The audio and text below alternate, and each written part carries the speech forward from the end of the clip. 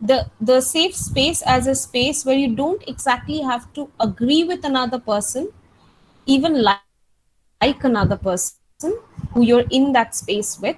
You just have to respect their right to be who they are and express themselves, and you will have the same right yourself. So when you have that space, that rule, that set of order defining the framework, it becomes easier for you to question in order to learn, question in a way so that you can learn more from the difference. And you are not constantly judging and shutting things down in a moral angle, of a right or a wrong. So we are people into boxes and deciding, even before we've given them a chance to share about who they are, we are always judging at every point and shutting down any opportunity that we may have to learn from the difference we have from them. So the difference and something that we are not acquainted with always scares us. It's something that we don't know what to expect from. And as creatures who are tuned to security and certainty, we don't really react well to that. So if you look at what we call the Johari window over here, you will see there are 4 aspects to the self. And this is where I'm coming in. I think Samina, you were the one who raised the question, right?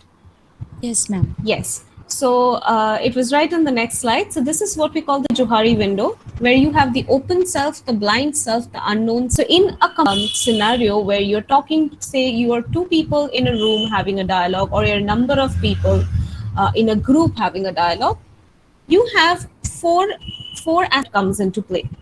One is the which both you and the other person, basic identity. It could be, where you're coming from, what is your nationality, and all of that. There is a blind self where information about you that you don't know but others do know.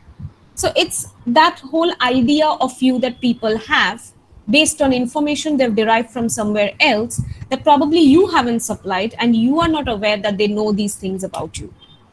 So where they're coming from. Then you look at the hidden self, where information about you that you know but others don't. So this is where somebody who comes with a misconception about you, a preconceived notion about you, will have something, maybe will take away a very different side to you, will get to know a very different side to you, given they are aware of the fact that there is a hidden self here as well. An unknown self is information about you that neither you or the other knows. So, in a truly transformative dialogue experience, you don't just come away feeling seen and heard and appreciated for who you are, but you learn a lot about yourself in reflection, having participated in the dialogue according to the rules and according to the method. And the other person also learns a lot about themselves, and you learn a lot of things about each other and from each other. So that is the unknown self. So that is the possibility part which can emerge if the dialogue is successful. Now this is how it operates as a communication tool. Now, where does it fit in the peace building context? So does peace building only include dialogue? No. Peace building has 3 you can say dimensions and ways of operation, and at different levels you will see different things are applied from this peace building context.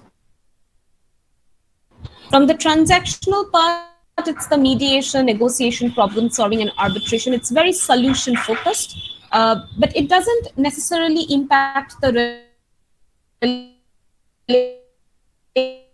relationship. More about capacity building, about